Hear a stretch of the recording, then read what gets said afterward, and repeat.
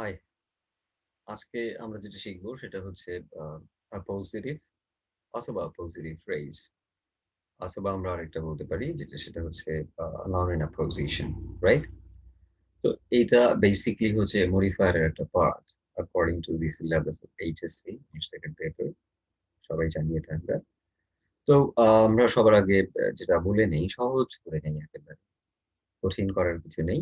সেটা হচ্ছে appositive কি? একদম সংক্ষেপে যদি বলি যে সেটা হচ্ছে appositive হচ্ছে একটা নাউন। ওকে। তাহলে পজিটিভ ফ্রেজটা কি? আমি ব্র্যাকেটে ফ্রেজ দিয়েছি মানে হচ্ছে পজিটিভও হতে পারে সেটা, পজিটিভ ফ্রেজও হতে পারে। তো পজিটিভ ফ্রেজ হচ্ছে সেটাও নাউন বাট 1 প্লাস একটার বেশি নাউন হতে পারে, ২ টা শব্দ হতে পারে, ৩ টা হতে পারে, যার যেমন দরকার আরকি সেভাবে লিখবে। তাই তো? আর নাউন ইন অপোজিশন দিতে হবে একই। তো নাউন ইন অপোজিশন শব্দটা দেখলে আমরা বুঝি যে এখানে পজিশন এর মতো একটা কথা বলা আছে। পজিশন। তার মানে হচ্ছে যে পজিশন মানে হচ্ছে নাউনকে আমরা বা নাউন ফ্রেজ কে আগে অথবা পরে বসাবো।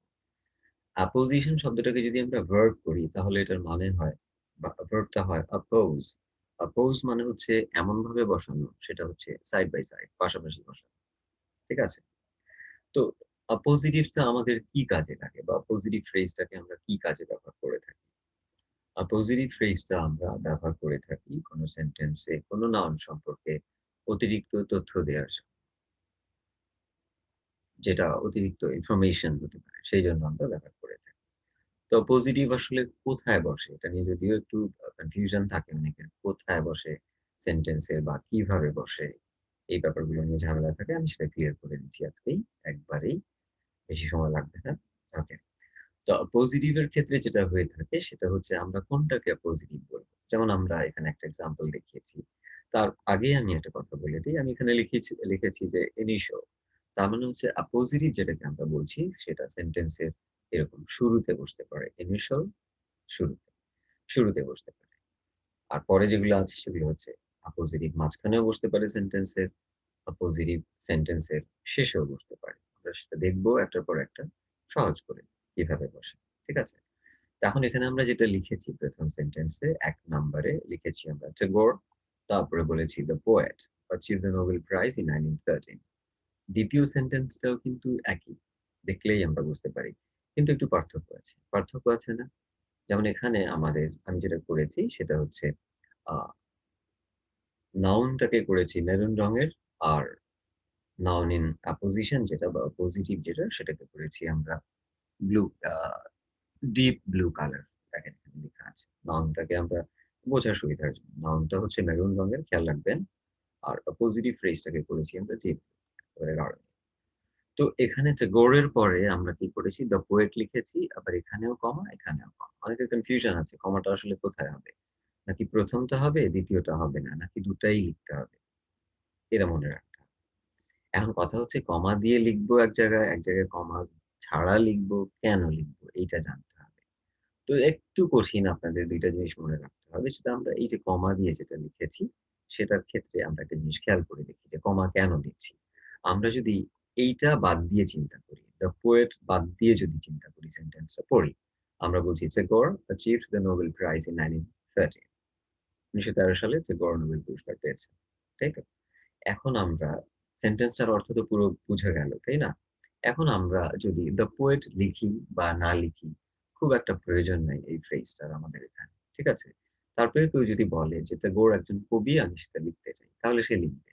এখন এই যে লিখবে বলেই এটা তো unnecessary ডিটেইল। খেয়াল করবেন এটা কিন্তু দরকার নেই এখানে। ট্যাগোর যথেষ্ট। তো যেহেতু আপনি দ্য পোয়েটটা এখানে লিখছেন, সেইজন্য আপনাকে কমা দিয়ে লিখতে হবে। কমাটা কোথায় বসে? কমাটাকে বলা হয় যে around the phrase মানে ফ্রেজটার উভয় পাশে। ঠিক আছে? তাহলে এই পাশেও আপনাকে কমা দিতে হবে এই যে, আর এই পাশে এখানে কমা দিয়ে লিখতে হবে। কখন কমা দিয়ে লিখবো আমরা তাহলে? যখন ফ্রেজটাকে লিখবো এবং যেই ফ্রেজটার ঠিক দরকার নাই সেন্টেন্সে। সেন্টেন্সটা এমনিতেই যথেষ্ট। মানে আমাদের নাউনটাই যথেষ্ট। ঠিক আছে? কিন্তু এদেরকে যদি আমরা রিভার্স করে দেই, ধরেন দ্য পোয়েটটাকে ১ম এ লিখলাম। এবার আপনি যে গো এই শব্দটা বাদ দিয়ে চিন্তা করেন। পড়ে দেখেন তো সেন্টেন্সটা কি হয়? আমরা যদি পড়ি the poet achieved the Nobel prize in 1913 একটু ভেগ মনে হয়, অস্পষ্ট মনে হয়। যে এই পোয়েট আসলে কোন পোয়েট? তখন আপনার এই পোয়েটটাকে কমপ্লিটনেস দেওয়ার জন্য আপনাকে কি করতে হবে? একটা নাউন ব্যবহার করতে হবে। একটা গড় ব্যবহার করতে হবে। এটা ব্যবহার করলে হচ্ছে কি আপনার তথ্যটা পুরো পরিষ্কার হয়ে যায়। দ্য পোয়েটস এ গড়। এই ক্ষেত্রে যে গড়টা কিন্তু আগেরটার মতো unnecessary ডিটেইল না। এটা হচ্ছে নেসেসারি ডিটেইল। ঠিক আছে? যখন আপনি প্রয়োজনীয় শব্দটা বাদ দিবেন, তখন ওটাকে যদি আপনি পরে লিখতে চান, তখন কমা ছাড়া লিখতে হবে। কারণ এইজন্যই আমাদের ১ম এ ১ নম্বরে যেটা আছে, আমাদের দরকার নেই তবুও আমরা ব্যবহার করেছি। এইজন্য এই অ্যাপোজিটিভ টাকে বলা হয় রেস্ট্রিকটিভ অ্যাপোজিটিভ। বা আপনি বলতে পারেন রেস্ট্রিকটিভ ইউজ অফ অ্যাপোজিশন। আমরা রেস্ট্রিক্ট করছি। আর এই যে ২য় টা আছে এটাকে বলে নন রেস্ট্রিকটিভ। এটা রেস্ট্রিকশন নাই। ঠিক আছে? এখন তাহলে আমরা কি শিখলাম? নাউন ইন অ্যাপোজিশন ১ম এও বসতে পারে। নাউন ইন অ্যাপোজিশন টা হচ্ছে নাউনের পরে বসতে পারে। এই যে ১ম টায় আমরা পরে বসিয়েছি, এখানে আগে বসিয়েছি। ঠিক আছে না? নেক্সট এবার আমরা দেখব যে আমাদের ২য় যে ফ্রেজটা আছে, মাঝখানে যে অ্যাপোজিটিভ আমরা বসাবো সেটা কিভাবে বসাই? মাঝখানে যে ব্যাপারটা এখানে আপনি আবার আগের মতো করে চিন্তা করে আমরা এখানে এই যে সাবজেক্ট ভার্ব দিয়ে শুরু করেছি। আমাদের অ্যাপোজিটিভ রেডটা মেরুনটা বলেছি নাউন আর পরের অংশটাকে বলেছি অ্যাপোজিটিভ। দেখেন এইখানে এটা অ্যাপোজিটিভ। তাহলে আমাদের কিন্তু এটা সেন্টেন্সের মাঝখানে। আগেরটার মতো ১ম এ না, রাইট? তাহলে আমরা এখানে বলছি আপনি এবার একটা কাজ করতে পারেন। এই যে ডিপ ব্লু যেটা আছে নাউন এর পজিশন এটা বাদ দিয়ে চিন্তা করতে পারেন। কিভাবে? I want beef for dinner. আমি আ ডিনারের জন্য বিফ চাই। বিফ বললে কিন্তু আমরা বুঝতে পারি সে কোন খাবার চাচ্ছে। কিন্তু আপনার বক্তব্য বিফ সম্পর্কে। আপনার বক্তব্য বিফ সম্পর্কে হচ্ছে এটা আপনার প্রিয় খাবার। আপনার, সবার না। ঠিক আছে? তাহলে আপনি লিখলেন মাই ফেভারিট ফুড। অনেকের অন্য খাবার হতে পারে। এখন এটা কিন্তু আপনার ক্ষেত্রে প্রযোজ্য। ঠিক আছে? নট applicable for everybody সবার জন্য না। তাহলে আপনার এটা হচ্ছে রেস্ট্রিকটিভ। আপনি এটা ব্যবহার করতে পারেন না এই জায়গায়। ঠিক আছে? তো আপনি অতিরিক্ত তথ্য যদি দিতে চান এইভাবে ৩ টা শব্দ দিয়ে আমরা ফ্রেজ করেছি মাই ফেভারিট ফুড তাহলে বিফ এর পরে আপনাকে কমা দিয়ে লিখতে হবে। ঠিক আছে? তাহলে আমরা কোনটাকে নাউন ইন অ্যাপোজিশন বলছি? আমরা মাই ফেভারিট ফুড কে বলছি নাউন ইন অ্যাপোজিশন। তার মানে হচ্ছে কি ২ টাই কিন্তু নাউন এটা খেয়াল রাখতে হবে। Noun in apposition, noun in আর অ্যাপোজিটিভ বা অ্যাপোজিটিভ ফ্রেজ যেটা বলি দুটাই হচ্ছে নাউন বা নাউন ফ্রেজ। পাশাপাশি দুটো নাউন বা পাশাপাশি দুটো নাউন ফ্রেজ বা একটা নাউন একটা নাউন ফ্রেজ এইভাবে হতে পারে। ঠিক আছে?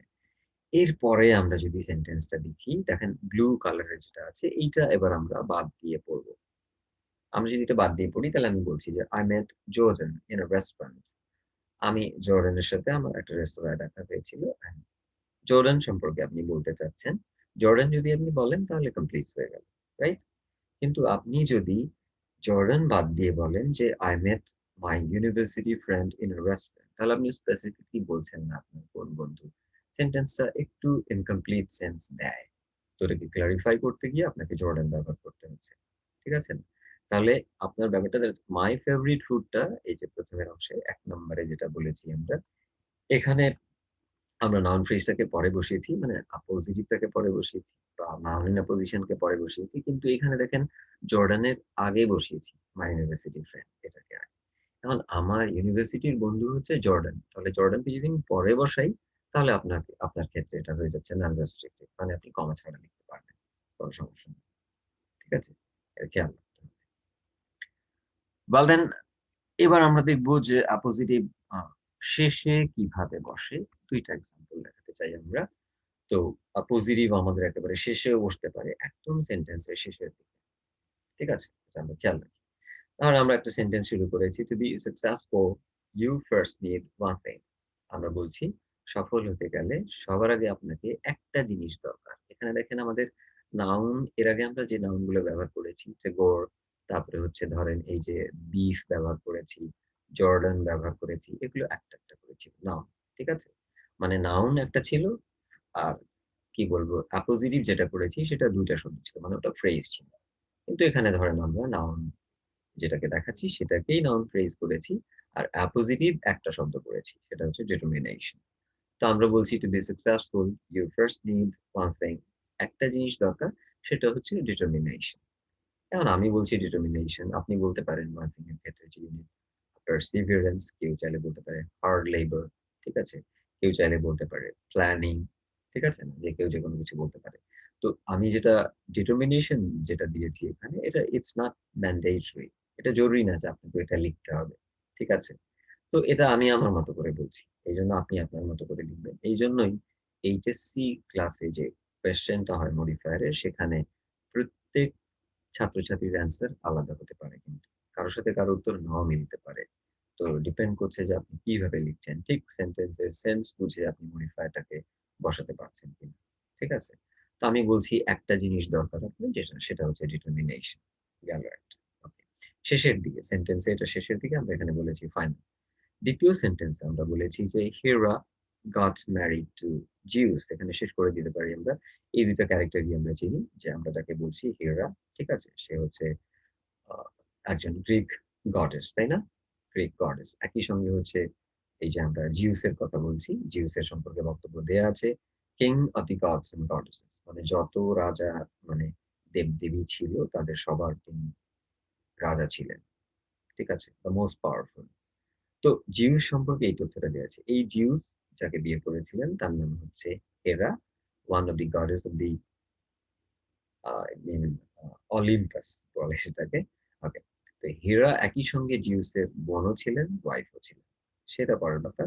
তো জিউস আমরা এখানে শেষ করে দিতে পারি। কারণ জিউস হচ্ছে খুবই ওয়ান অফ দি ফেমাস কি বলবো ক্যারেক্টার ইন গ্রিক মিথোলজি সবাই জানে। তো জিউস সম্পর্কে আমরা নাউন ইন অ্যাপোজিশন এ দেখেন কত বড় ফ্রেজ দিয়েছি। King of gods and goddess এটা বোঝানোর জন্য যে আমরা চাইলে আমাদের প্রয়োজন মতো এটাকে বড় করতে পারি, বাড়াতে পারি। আই মিন আপনার যতগুলো ওয়ার্ড দরকার আপনি ততগুলোই লিখবেন। ঠিক আছে? এখন এইখানে আরেকটা ব্যাপার আছে। তাহলে আমরা যদি জিউস ছাড়া বলি যে Hera got married to Zeus বাদ দিচ্ছি king of the gods and goddesses তাহলে আপনি জানবেন না আসলে কার সাথে বিয়েটা হয়েছিল, তাই না? আপনাকে আবার রেফারেন্স ক্রিয়েট করতে হবে। তো এইখানে যে বিষয়টা আমরা বললাম, তাহলে আমরা এখানে যেটা করেছি সেটা হচ্ছে কমা দিয়ে ব্যবহার করেছি। দেখেন এখানে একটা কমা আছে, রাইট? ওকে? শেষের দিকে হয়ে গেছে তো এইদিকে আর আমরা এই যে শেষের দিকে এখানে গিয়ে আর কমা দিতে হচ্ছে না because we will just put a period আমরা ফুল স্টপ বসিয়ে দিব। শেষ হয়ে যাবে এই জায়গায়। এখন কথা হচ্ছে এইখানে একটা বিষয় আছে সেটা। যে আমরা যদি শেষের দিকে noun in a position ব্যবহার করি তাহলে আরো বিভিন্ন কয়েকটা নিয়ম আছে সেইভাবে ব্যবহার করতে পারি। তো আপনারা ওই অংশটাকেই আমি এখানে দেখিয়েছি শর্ট করে দেখেন যে আমরা বলেছি এ নাম্বার জিউস লিখে আমরা এখানে একটা কোলন দিয়েছি। আপনি যদি শেষে বসান তাহলে কিন্তু কোলন দিয়েও বসাতে পারেন। এটা মনে রাখতে হবে আপনাকে। ঠিক আছে? এখন এইচএসসি সিলেবাসে কিন্তু কোলন দিয়ে কোনো আপনার এই অ্যাপোজিটিভ বা মডিফায়ার এর কোয়েশ্চেন আসে না। জাস্ট জানার জন্য। তো তারপরে আমরা আরেকটা দেখব যেটা বি নাম্বারে আরেকটা বলেছি আমরা যে জিউস তারপরে এখানে দেন হাইফেন দিয়েছি কেউ ড্যাশ বলতে পারে। তো এরকম হাইফেন দিয়েও আপনি চাইলে আ এটাকে আপনি পোস্ট মডিফায়ার বলেন বা নাউন ইন এ পজিশন বলেন। ঠিক আছে? বেসিক্যালি পোস্ট মডিফায়ার বাট এটা হচ্ছে নাউন ইন এ পজিশন। শেষেও বসাতে পারেন। তবে আপনি হাইফেন দিয়ে বসাতে পারেন। এটাও একটা বিষয় আপনাকে খেয়াল রাখতে হবে। তাহলে আমরা কিভাবে শিখলাম? একটা কমা দিয়ে লিখা যায়, কোলন দিয়ে লিখা যায়। ২ নাম্বারে বলেছি আমরা হাইফেন বা ড্যাশ দিয়ে লিখতে পারি। আরেকটা উপায় আছে যেটা আমরা লিখতে পারি। সেটা হচ্ছে দেখেন আমরা ব্র্যাকেট দিয়ে লিখতে পারি। King of the gods and goddesses. It's within bracket. First bracket অবশ্যই। তবে ফার্স্ট ব্র্যাকেটে যে ব্যাপারটা হচ্ছে পরীক্ষার হলে ফরমাল এক্সামে আপনি কখনোই ব্র্যাকেট দিয়ে কিছু লিখবেন না। এটা নিয়ম। ঠিক আছে? এটাকে দ্যাট ইস দিয়ে লিখতে পারেন বা অন্য যেকোনো ভাবে লিখতে পারেন। এটাই হচ্ছে আমাদের পজিটিভ মডিফায়ার। আমার মনে হয় আপনারা আজকের পর থেকে এইটা বুঝবেন। মনে হয় যে আর কোনো সমস্যা নেই। Thank you very much.